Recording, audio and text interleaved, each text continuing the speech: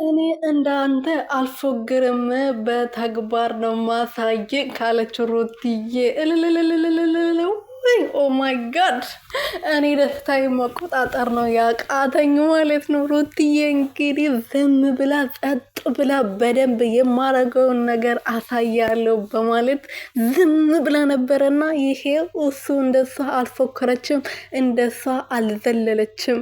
በውሸትም ቢሆን ግን ሩትዬ የኔ ጀግና የኔ ፍልቅልቅልቅ ማለት ነው። አረ እኔ ምን እንደማረግ ግራ ነው የገባኝ። እኔ እንጃ አላቅም። እኔ እንጃ የእሷ ፍቅር ሊደፋኝ ነው።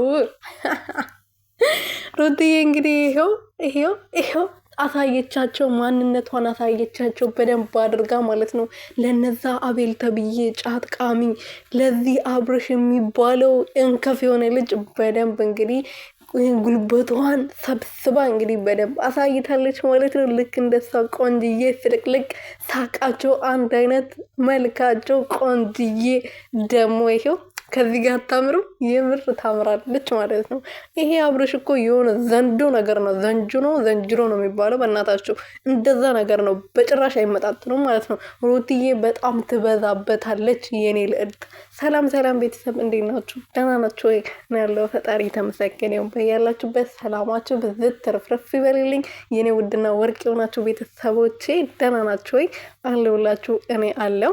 ሩትዬ እንግዲህ ተመልሳ መጣለች ማለት ነው። ከውዷ ፍቅረኛዋ ጋር እኔ የጠፋሁት በምክንያት ነው፣ እኔ እንደ ሰዎቹ አላወራም ብላለች። ከትላንት ወዲያ ቪዲዮ ላይ በተግባር ነው ማሳየው፣ ለማንም መናገር አልፈልግም፣ እኔ ለፈጣሪ ተናግሬ ነው በተግባር ሰርቼ ወይም ደግሞ አርጌ ነው ማሳየው በማለት እንዳለችው እንግዲህ ይህ ዛሬ ደግሞ እንደዚህ ቆንጅዬ አይላቪ ሙጭጭ የምር ማለት ነው። ይገባታል፣ ሲጀምር ይገባታል። ይሄ ሲያንስባት ነው። እሷ ከዚህ በላይ ነው የሚገባት። እንደ ጥንካሬዋ የሴቶች ምሳሌ ናት እሷ ማለት ነው።